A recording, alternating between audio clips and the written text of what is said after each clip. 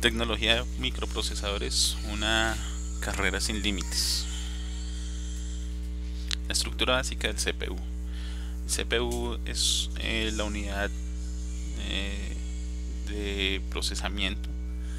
En esta es donde se encuentra unidad central de proceso. En esta es donde se encuentran varios elementos que permiten la generación o la instrucción de operaciones e instrucciones que se han programado para un propósito específico. Dentro de este está la ALU, la unidad aritmético-lógica, que es la que se encarga de realizar todas las operaciones aritméticas y lógicas como su nombre lo indica, y otros componentes como el registro de instrucciones, donde se carga el código o el registro de las instrucciones a realizar.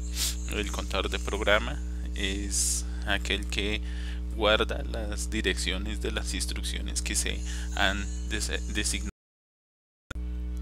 han designado para cierta operación. Están el read y el RI, que son registros intermedios que sirven de interfaz entre las diferentes partes del CPU y los buses internos. Los buses son pues los canales de comunicación que hay entre cada componente. También tenemos dentro de este el registro de instrucciones. Bueno, de ese ya habíamos hablado. El controlador de programa también ya habíamos hablado. Lógica de control y temporización es aquel donde se almacena con los tiempos, es el que administra los tiempos, el que está pendiente de qué va primero y qué va después.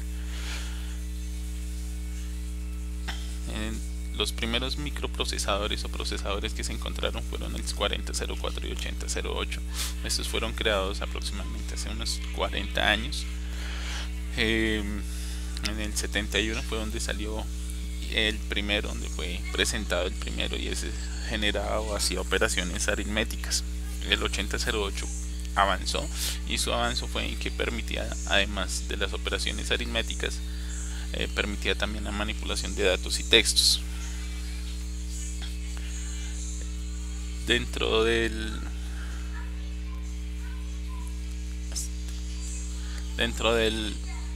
la evolución de los microprocesadores encontramos también el 8080, el 8086 y Z80. Estos fueron evolucionando básicamente en la calidad de procesamientos de datos y permitían una mejoría en la distribución de número o cantidad de transistores, por ende en la comunicación y en la velocidad de su comunicación interna. En la primera generación Intel desarrolló los procesadores 8086. El primer lanzamiento de esto fue en 1978.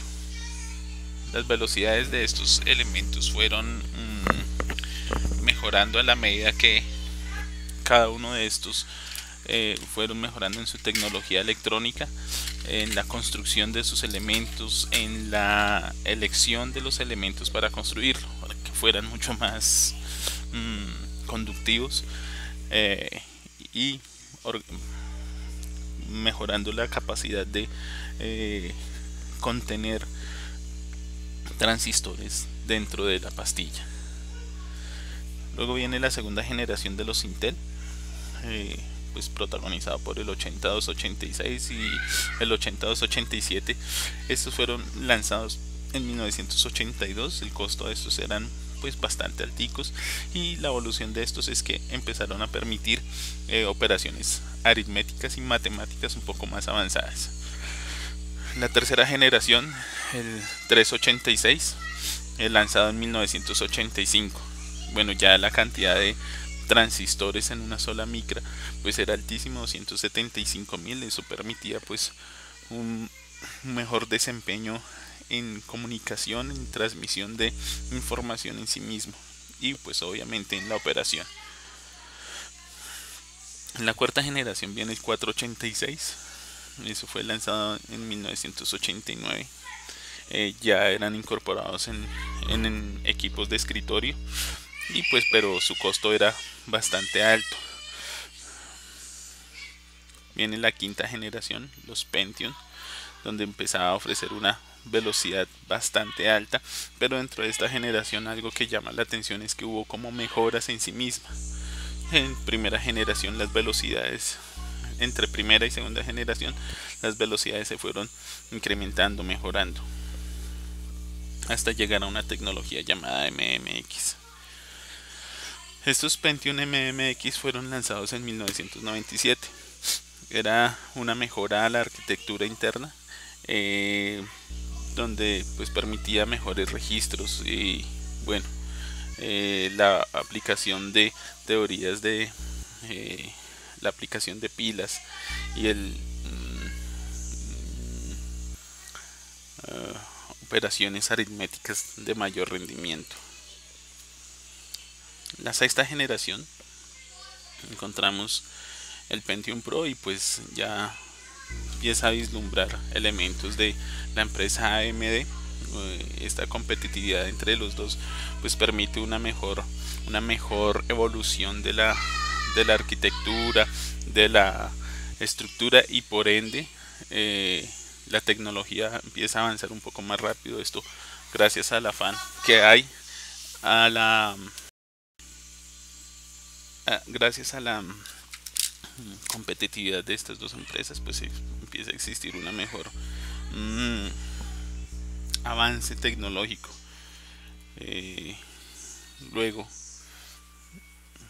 viene lo que es el Pentium 2 y el Celeron. Empiezan a evidenciarse la competitividad entre las dos empresas, pues este empieza a ser generado a través del AMD, su competencia frente al Pentium 2 y el AMD Duron contra el Celeron. Pues básicamente ofrecían lo mismo, era pues un tanto de diseño y arquitectura también en estos dos. El Pentium 3 fue lanzado al comercio en 1999. Para este momento uno de los problemas para los ingenieros electrónicos era superar el tema de la temperatura que estaba generando la transmisión de los datos. Están alcanzando hasta 40 grados centígrados estas temperaturas. Bueno, el reto era empezar a disminuir la temperatura en estos elementos. Eso fue a través de disipadores que se empezaron a vender como separado, como unidos. AMD los vendía separados, Intel empezó a venderlos unidos. En algún momento pues si se dañaba el disipador pues era evidente el daño para el procesador y no se podía cambiar. Algo que AMD sí pudo ofrecer era, como venían como por separado, si se dañaba el disipador pues era una simple reemplazo de este elemento. En la sexta generación podemos encontrar también el Celeron y el AMD Duron o Sempron. Más o menos en el año 2000 es donde se empiezan a ver estos dos elementos. Las velocidades eran altísimas, era pues de una capacidad muy fuerte de procesamiento, y de hecho ya permitía hasta el manejo de video y audio, ya lo que hoy estamos conociendo en este tiempo. La séptima generación, el Pentium 4, hace su lanzamiento en el 2000, y pues uno de los aportes que hace, o más que aportes, es lo llamativo de este elemento, es que la cantidad de transistores que tiene dentro de sus elementos. En tan solo 0.18 micras alcanzaron a diseñar 48 millones de transistores. En su versión Norwood, 55 millones de transistores en 0.13 micras, y para su versión Prescott fueron 125 millones de transistores en 0.09 micras. Esto fue un avance altísimo para estos elementos. También tenemos el AMD Athlon en la séptima generación, el Pentium D o Pentium Extreme, el Intel Celeron D y pues su competencia el AMD Sempron. En una octava generación tenemos el Titanium de Intel, pero esto ya a nivel de estaciones de trabajo o servidores. Y el Intel Core y el Core 2, que pues en su momento fueron, y incluso hoy en día hacen pues parte de muchas estaciones de trabajo. El Intel Core 1 en el 2003, direccionamiento ya es de un terabyte, pues es altísimo. Y bueno, AMD no se podía quedar atrás y empiezan a generar algunos, como son el Phenom de 4 núcleos, el Athlon 64, 64FX y el Dual Core, que es el diseño. También tenemos el Intel en portátiles, procesadores en los portátiles, los Core i5, i7, Core 2, el Celeron, el Centrino, y AMD, pues como su competencia, tiene sus diferentes versiones para portátiles. Además, para estaciones de servicio, servidores, también cada uno pues a su vez ha diseñado algunos que son hoy en día de un alto rendimiento, lo mismo que para internet. Tenemos otros procesadores históricamente que podemos hablar de ellos, pues el IBM como su inicio, los IAT y el Xerox, que fueron pues procesadores que en su momento trataron de emerger, pero pues creo que fue más tema de marketing que cualquier cosa. Bueno, muchas gracias. Esto es todo.